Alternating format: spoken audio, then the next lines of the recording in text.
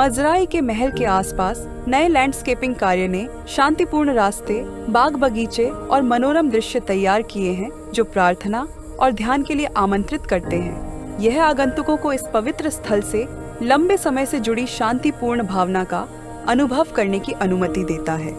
यह कार्य 2020 में शुरू हुए व्यापक और सतत संरक्षण कार्यक्रम का विस्तार है और उस प्राकृतिक सौंदर्य को उजागर करता है जिसने बहाउल्लाह का स्वागत किया था जब वे पहली बार 1877 में अक्का की कारागार नगरी छोड़कर आए थे।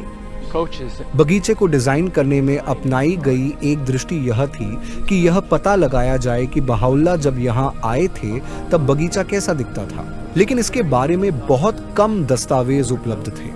तीर्थयात्री आगंतुकों के कुछ नोट्स थे और कुछ फोटोग्राफ भी थे, लेकिन कुछ भी ऐसा नहीं था जो डिजाइनरों को इस स्थल के असली रूप का निश्चित प्रमाण देता। इसलिए यह देखने की कोशिश करने के बजाय कि यह कैसा दिखता था, उद्देश्य फिर से उस खुलेपन की अनुभूति पैदा करना था। डिजाइन में उन पेड़ों और पौधों का उपयोग किया गया जो इस क्षेत्र में सामान्य रूप से पाए जाते हैं और इस तरह से आगंतुक अपने पर्यावरण से परिचित या घर जैसा महसूस कर पाते हैं, जो उनके आध्यात्मिक अनुभव में योगदान देता है।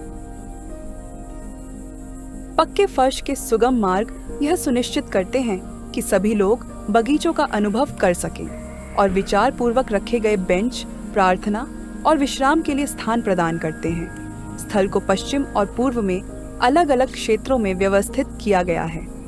संयोजित बगीचे मकान तक पहुंचने का मार्ग संवारते हैं, जबकि दक्षिण और दक्षिण पूर्व में संतरे के बाग जमीन को उनके कृषि धरोहर से जोड़ते हैं और संयोजित बगीचों के चारों ओर के क्षेत्रों में एक सुंदर सजाया गया मैदान आगंतुकों को घूमने और आनंद लेने के लिए एक बड़ा खुला स्थान प्रदान करता है।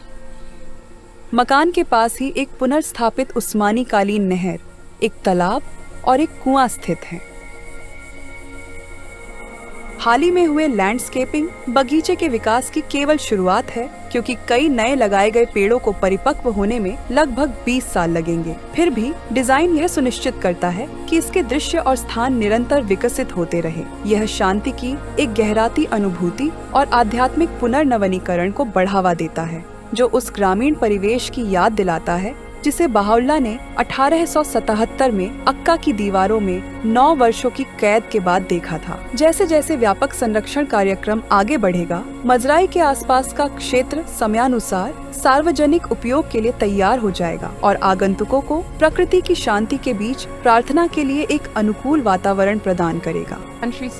ग्रामीण क्षेत्र में जो सादगी आपको प्रकृति में दिखती है, विभिन्न पेड़ों और पौधों के बीच तालमेल, फूल, रंग और विविधता, ये सभी गुण प्रकृति में पाए जाते हैं जो हमारी आत्मा को प्रसन्न करते हैं।